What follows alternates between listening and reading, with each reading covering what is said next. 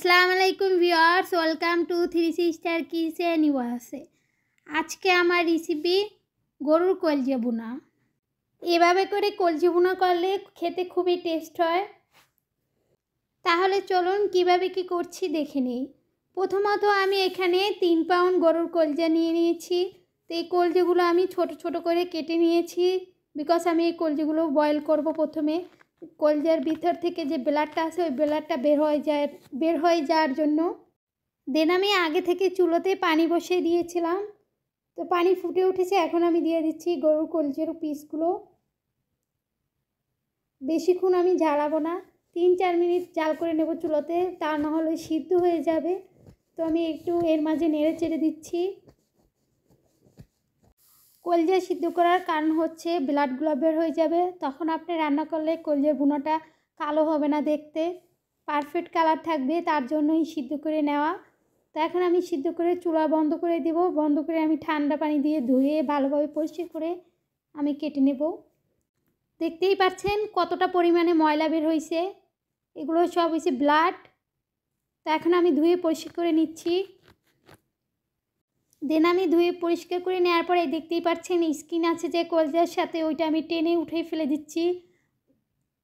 এতে করে হবে যে কলজাটা আপনার সফট থাকবে, খেতে গেলে আপনার শক্ত শক্ত থাকে, ওই শক্ত ভাবটা থাকবে না। এভাবে করে যদি স্কিনটা ফেলে দেন। এখন আমি কেটে নিয়েছি এভাবে করে ছোট ছোট করে। এখন আমি রান্না করতে চলে আসলাম। চুলাতে পাতিল দিয়ে দিয়েছি 1 কাপ তেল, দিয়ে দিয়েছি 2 কাপ পেঁয়াজ কুচি। এখন আমি ভেজে নিচ্ছি।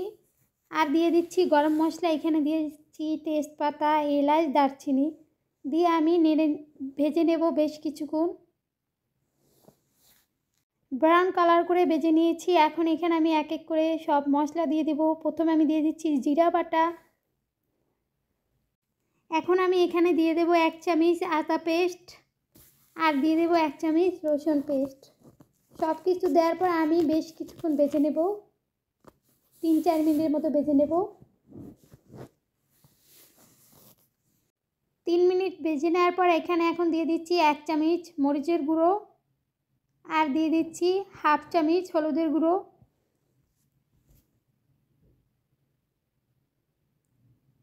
দিয়ে দিচ্ছি পরিমাণ মতো লবণ। সব কিছু দেওয়ার পর আমি 3-4 মিনিট ভেজে নেব।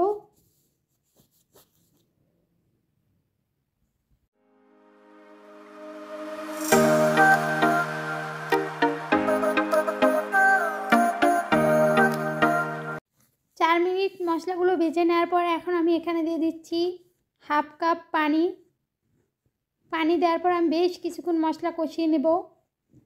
যে কোনো জিনিস আপনারা যখন রান্না করবেন মশলা যত কষাবেন ততটাই টেস্ট বাড়বে, দ্বিগুণ টেস্ট বাড়বে অ্যাকচুয়ালি।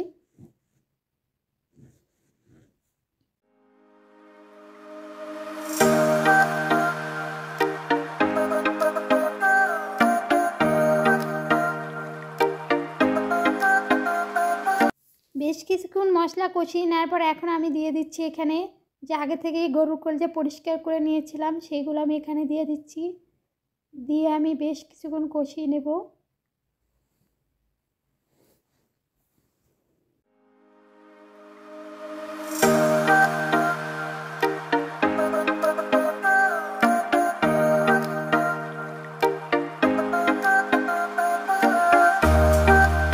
আমি 5-6 মিনিটের মতো কষিয়ে নেওয়ার পর এখন আমি ঢাকনা দিয়ে ঢেকে কষিয়ে নেব আরও বেশ কিছুক্ষণ। তো বেশ কিছুক্ষণ কষিয়ে নিয়েছি, দেখতেই পাচ্ছেন। যখন দেখবেন আপনারা গরুর কলজে তেল উঠে যাবে, এই পর্যায়ে আপনারা পানি দিয়ে দেবেন। এখন আমি এটার সাথে পানি অ্যাড করব। এখানে আমি অতিরিক্ত পানি অ্যাড করব না, আমি অল্প পরিমাণে পানি অ্যাড করব, বিকজ গরুর কলজে অলমোস্ট সিদ্ধ হয়ে গিয়েছে। আপনারা আপনাদেরটা চেক করে দেখবেন, তারপর আপনারা পানি অ্যাড করবেন। তো এখানে আমি দিয়ে দিচ্ছি, দেখতেই পাচ্ছেন, 1.5 কাপ পানি। এখন যখন পানিতে বলক আসবে তখন আমি ঢাকনা দিয়ে ঢেকে দেব।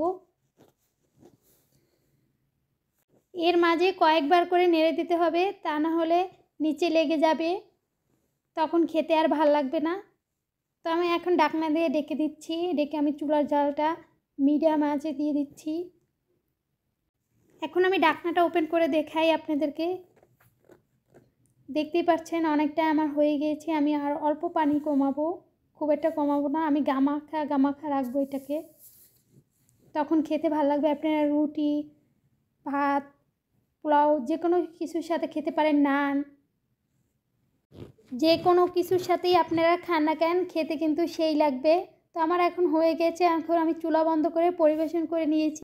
পরিবেশন করে নেওয়ার পর আপনাদের কীরকম লাগছে অবশ্যই কমেন্ট করে জানাবেন, আর লাইক করে দেবেন, আমার চ্যানেলটা সাবস্ক্রাইব করে দেবেন, নতুন হয়ে থাকলে বেশি করে শেয়ার করে দেবেন।